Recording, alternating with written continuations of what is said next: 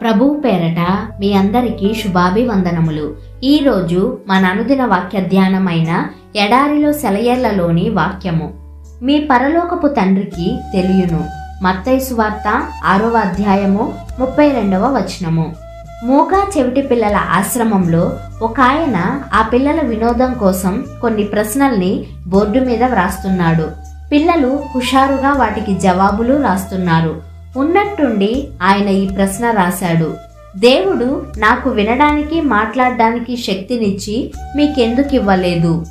ఈ భయంకరమైన ప్రశ్న చెంపదెబ్బలాగా వాళ్ల ముఖాలకి తగిలింది. ఎందుకు అనే ప్రశ్న వాళ్ళని ప్రతిమల్లాగా చేసేసింది. అంతలో ఒక చిన్న పాప లేచింది. ఆమె చిన్న పెదాలు వణుకుతున్నాయి. ఆమె కళ్ళల్లో నీళ్లు నిండుతున్నాయి.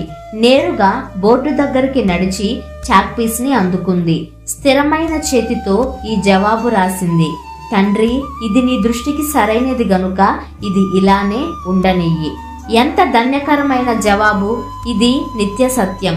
తల నెరిసిపోయిన విశ్వాసి దగ్గర నుండి దేవునిలో అప్పుడే పుట్టిన చంటి పిల్లల దాకా దీని మీద ఆధారపడవచ్చు. దేవుడు మన తండ్రి అనే సత్యం. నిజంగా దీన్ని నమ్ముతున్నావా? నువ్వు నిజంగా ఈ సత్యాన్ని నమ్మితే నీ విశ్వాస విహంగం అశాంతిగా అటూ ఇటూ ఎగిరిపోక తన నిత్య విశ్రాంతి స్థానంలో గూడు కట్టుకొని ఉంటుంది. దేవుడు నీ తండ్రి. అందరి జీవితాల్లో ఎప్పుడో ఒకప్పుడు ఈ విషయం మనకి అర్థమయ్యే రోజు వస్తుందనుకుంటాను.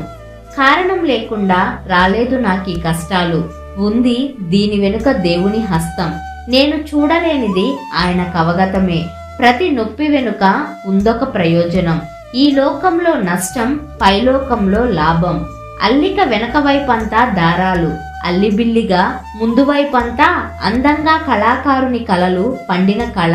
ప్రభు, నువ్వు చిత్రకారుడివి. నీ ఆకారం ముద్రించు. నీ మహిమార్థం నా మీద.